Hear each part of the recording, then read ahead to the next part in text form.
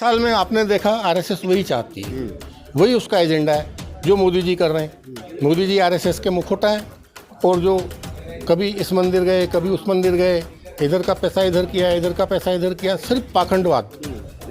आप एक बात बताइए कि क्या मोदी जी प्रधानमंत्री बनने के पहले कभी गंगा में डुबकी लगी? का भाषण देख लीजिए, मोहन भागवत का भाषण देख लीजिए, वो साफ साफ कह रहे हैं कि हिंदू कोई धर्म नहीं है, ये तो जीवन पद्धति है, ये तो संस्कृति है, ये तो समाज है। कभी रुद्राक्ष की माला डाल रहे हैं, कभी उस मंदिर जा रहे हैं, कभी केजरीवाल जो है माला डाल रहे हैं, केजरीवाल भी यमुना आरती करा रहे हैं, वो तीर्थयात्रियों को तीर्थ यात्रा करा रहे हैं। तो सब एक ही तो है, ये अलग कहाँ है? मतलब आप ये कह रहे हो कि केजरीवाल भी, राहुल गांधी भी सब आरएसएस की सब एक ही टीम हो या नहीं हो, लेकिन एक ही विचार है, सब पाखंडवादी हैं, सभी को वो विचार सूट करता है। कोई उसके कि जो सरकार में लोग बैठे हैं या जो इस प्रकार के संगठन चला रहे हैं, वो भारतीय संविधान की बात नहीं करते हैं, कहीं ना कहीं धर्मशास्त्रों की बात करते हैं, मनुस्मृति की बात करते हैं। वो कहते हैं हिंदू राष्ट्र होगा तो मनुस्मृति जो है वो उनका संविधान होगा। तो ये संविधान से डरते बाद में सैकड़ों संशोधन हो सकते हैं, तो क्या धर्म ग्रंथों में संशोधन नहीं हो सकते? क्या क्या संशोधन करेंगे? अभी उन्होंने करा ना, कह दिया कि ताड़ने का मतलब नहीं, अभी उन्होंने कहा ना कि ताड़ने का मतलब शिक्षा कर देना होता है, फिर कुछ और कर।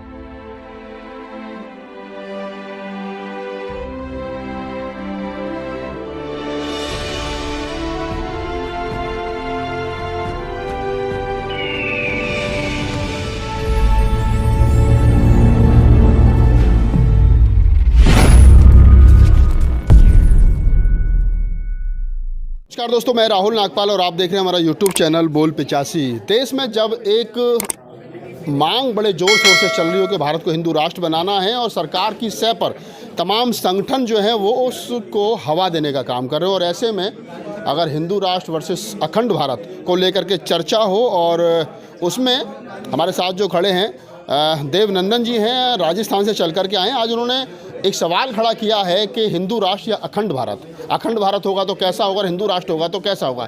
बड़ा एक तरीके से कहें नवीनतम विषय है, और इसी पर चर्चा करने के लिए मैं देवनंदन जी से पूछूंगा। सर, हिंदू राष्ट्र और अखंड भारत जो आपने विषय चुना है, क्या आपको हिंदू राष्ट्र में और अखंड भारत में क्या कन्फ्यूजन है? दोनों में बहुत बड़ा विरोधाभास है। अगर हम एक चीज़ को अपनाते हैं तो दूसरी को हमको त्यागना पड़ेगा। अगर हम हिंदू राष्ट्र बनाते हैं, इसमें दो कंसेप्ट हैं, दो तरह से भ्रम फैलाया जा रहा है। कभी ये बोलते हैं कि हिंदू राष्ट्र तो एक सांस्कृतिक अवधारणा है और भारत हिंदू राष्ट्र है। अगर जब हिंदू राष्ट्र है ही तो फिर शोर शराबा क्यों मचा रहे हैं? इसका मतलब एक चेहरे से तो वो गोल मोल करके लिपापोती कर रहे हैं, और जो उनकी जो फ्रंट पे जो टीम है, जो ज़मीन पे सोशल मीडिया पे इधर उधर जो काम कर रही है, वो इसको राजनीतिक रूप से हिंदू राष्ट्र बनाने की मांग उठा रही है। तो बात सिर्फ राजनीतिक रूप से हिंदू राष्ट्र की होती है कि अगर जो राजनीतिक रूप से हिंदू राष्ट्र होगा तो उसमें मुसलमानों का क्या किया जाएगा? क्या उनको दूसरे दर्जे की नागरिकता दी जाएगी? उनको ज़बरदस्ती हिंदू बनाया जाएगा, देश निकाला दिया जाएगा, या जैसा है वैसा ही चलने दिया जाएगा? अगर जैसा है वैसा ही चलने दिया जाएगा तो फिर हिंदू राष्ट्र में नया क्या होगा? तो हिंदू राष्ट्र की कोई रूपरेखा कहाँ है? और अगर इस देश में मुसलमानों को ये एहसास कराया गया, बौद्धों को, सिखों को, तमाम लोगों को एहसास कराया गया कि ये देश हमारा है, ये देश तुम्हारा नहीं है, तो क्या फिर देश में एक और विभाजन नहीं होगा? चलिए, इसको भी हमने किसी तरह से मान लिया, लेकिन जो अखंड भारत की जो परिकल्पना है, जिसमें अफगानिस्तान, पाकिस्तान, बांग्लादेश, श्रीलंका, सिक्किम, भूटान और सबसे ऊपर आपका तिब्बत, इन सबको मिला लेते हैं हम तो करीब 45 करोड़ नए मुसलमान जुड़ जाएंगे इस देश में, और 10 करोड़ के करीब नए बौद्ध जुड़ जाएंगे। 45 और 10 55 करोड़ लोग नए जुड़ जाएंगे। तो ऐसी स्थिति में तो हिंदू माइनॉरिटी में आ जाएगा। अभी जब हिंदू इस टाइम पे बहुसंख्यक है, तब भी बीजेपी 40% से ज़्यादा वोट नहीं ले पा रही। जब ये आधे से ज़्यादा हिंदू आज भी अगर इनके खिलाफ हैं, तो उस स्थिति में तो ये कहाँ से सरकार चलाएंगे? तो फिर क्या तानाशाही लाएंगे? तो आज जो यूक्रेन पर हमला किया रूस ने बलपूर्वक, हमने देखा क्या कर लिया उसने यूक्रेन का। ये वो युग नहीं है कि हम ताकत के द्वारा किसी देश को कब्जे में कर लें। हम अगर हिंदू राष्ट्र बनाना चाहते हैं तो प्रेम से बनाना पड़ेगा, अखंड भारत बनाना चाहते हैं तो भी प्रेम से बनाना पड़ेगा। अगर हमको अखंड भारत बनाना है, प्रेम से बनाना है, तो ये हिंदू मुस्लिम की नफरत को हमको छोड़ना पड़ेगा, हिंदू राष्ट्र के कंसेप्ट को छोड़ना पड़ेगा, और हिंदू राष्ट्र बनाना है तो फिर एक और विभाजन के लिए हम तैयार रहें। देश के एक बार दो टुकड़े होकर रहेंगे, इसे कोई नहीं रोक सकता। हमें मालूम हुआ कि आप पहले आरएसएस में काम करते थे, और आरएसएस के अंदर की तमाम जो राजनीतियाँ, जो गतिविधियाँ थी, उसको समझने के बाद में फिर आरएसएस को आपने छोड़ दिया। क्या कारण था कि जो आरएसएस को छोड़ा? आरएसएस आज वर्तमान समय में रूल कर रही है, एक तरीके से उन्हीं का राजनीतिक दल है, पूरे मुल्क पे रूल कर रहा है। तो ऐसे में आपको नहीं लगता कि आपने एक बड़ा जोखिम भी उठा लिया और नुकसान भी कर लिया? मैंने आरएसएस को तब छोड़ा जब ये कन्फर्म हो गया था कि अब इनकी सत्ता आने वाली है। 1984 में इंदिरा गांधी की हत्या के जस्ट बाद जब इनकी राम जानकी गंगा जल रथ यात्रा कामयाब हो चुकी थी और मैं अंदर के लोगों से मिलता था, इंटरनल टीम का पार्ट था और मेरे को पता था कि ये इनका लिटमस टेस्ट था और ये टेस्ट कामयाब हो गया। अब राम मंदिर का मुद्दा उठाया जाएगा, पहले नॉन पॉलिटिकल फ्रंट पे उठाया जाएगा, फिर संघ उसको लेगा और उसके बाद उसको बीजेपी में ट्रांसफ़र करके सरकार बनाई जाएगी। वो मेरे को विश्वास हो गया कि अब संघ की सरकार बनने वाली है। तब मैंने आरएसएस छोड़ा। तो जब मैं उस टाइम पे आरएसएस छोड़ सकता हूँ तो आज दुख क्यों करूँगा? बल्कि मुझे आज खुशी होती है कि मैं आज उन लोगों के साथ नहीं हूँ।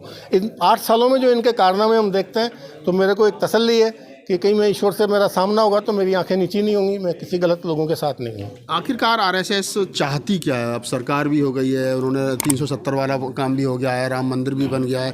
अब आगे का मतलब जो आप तो आरएसएस में अंदर रहे हो ना, तो आपको मालूम होगा कि आरएसएस क्या देना चाहती है लोगों को, उसका असली विजन क्या है? ये जो 8 साल में आपने देखा आरएसएस वही चाहती है, वही उसका एजेंडा है जो मोदी जी कर रहे हैं। मोदी जी आरएसएस के मुखौटा हैं और जो कभी इस मंदिर गए, कभी उस मंदिर गए, इधर का पैसा इधर किया, इधर का पैसा इधर किया, सिर्फ पाखंडवाद। आप एक बात बताइए कि क्या मोदी जी प्रधानमंत्री बनने के पहले कभी गंगा में डुबकी लगाई? क्या उसके पहले कभी मंदिरों में गए?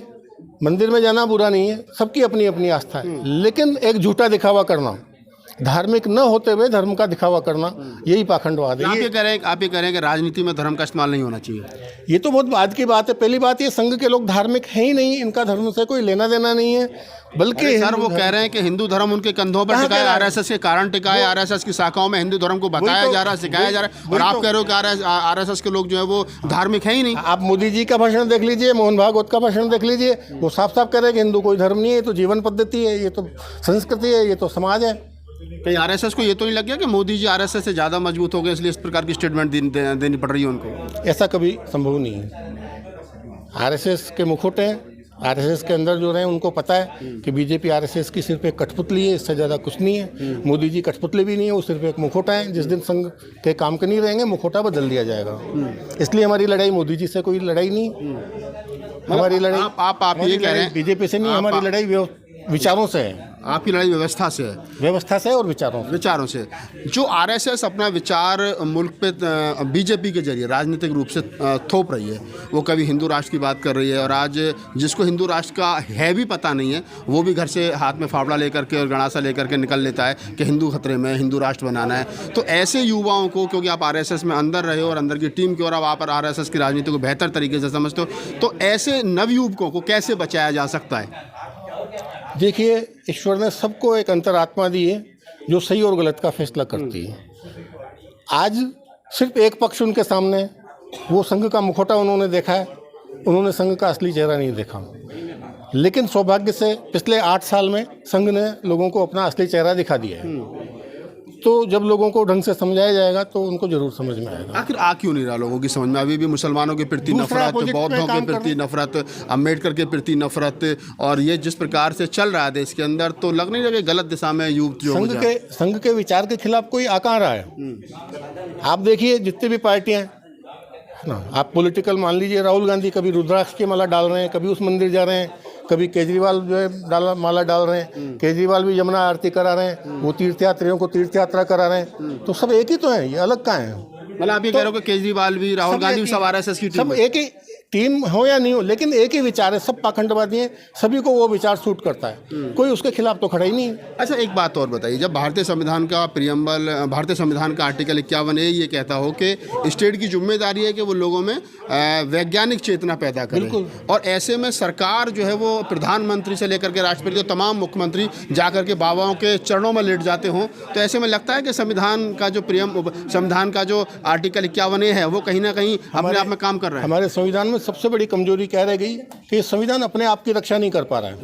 क्योंकि जब ये संविधान बनाया गया तो संविधान निर्माताओं ने ये नहीं सोचा था कि इतने निम्न स्तर के, इतने चरित्र के गिरे हुए लोग आ जाएंगे कि उनके लिए संविधान को भी तोड़ मरोड़ के पेश करेंगे। तो उस टाइम पर जो देश की परिस्थितियाँ थी, उस देश की परिस्थिति को देख करके उन्होंने कहा कि इस टाइम पे हम पूरी योजनाएं लागू नहीं कर सकते, तो कुछ प्लानिंग को, जो अच्छी बातें थी उसको नीति निर्देशक तत्वों में डाल दिया गया, और उन्होंने कहा कि सरकार इसके अनुसार काम करेगी। लेकिन जो उसका पहला आर्टिकल है नीति निर्देशक तत्वों का, वो कह रहा है कि सरकार इसके से काम करने के लिए बाध्य नहीं है, ये एनफोर्सेबल नहीं है। तो वहीं पर सारी गड़बड़ हो गई। जो आप आर्टिकल 51 बता रहे हो वो भी नीति निर्देशक तत्वों में आ रहा है। जो महाराष्ट्र के अंदर कानून है, अगर आप अंधविश्वास पर को बढ़ावा देंगे तो आपके खिलाफ FIR होगी। जैसे देवकी ने, क्या नाम है, बागेश्वर धाम है, उसने वहाँ पे अपना लगाया और वो फिर भाग आया हुआ जब FIR होने की बात हुई। फिर पूरे देश में क्या होगा, उसको आगे प्रोटेक्शन मिल गया। अच्छा, एक बात और बताइए, ऐसा क्या कारण है कि जो सरकार में लोग बैठे हैं या जो इस प्रकार के संगठन चला रहे हैं वो भारतीय संविधान की बात नहीं करते हैं, कहीं ना कहीं धर्मशास्त्रों की बात करते हैं, मनुस्मृति की बात करते हैं। वो कहते हैं हिंदू राष्ट्र होगा तो मनुस्मृति जो है वो उनका संविधान होगा। तो ये संविधान से डरते क्यों हैं? क्योंकि उनकी सोच डेमोक्रेटिक नहीं है। वो मैंने जैसा कि बताया कि धर्म के खिलाफ हैं, वो धर्म को लाना नहीं चाहते। धर्म पर चर्चा होगी तो सब गहराई में जाएंगे, लेकिन वो चाहते नहीं धर्म पर चर्चा मत करो, जो हमने कह दिया वो सही है। हाईवे और हाईवे हाल ही में रामचरित्र मानस को लेकर के जो विवाद चल रहा है, ढोल गवार शूद्र पशु नारी सकल ताड़ना के अधिकारी, उसको कहा कि ताड़ना का मतलब तो शिक्षा देना होता है। जो धर्म ग्रंथ लिखे गए वो जिस कालखंड में लिखे गए, उस कालखंड में जैसा समाज था, जैसी संस्कृति थी, जो कहावतें थी, उसका रिफ्लेक्शन उसके ऊपर है, पहली बात।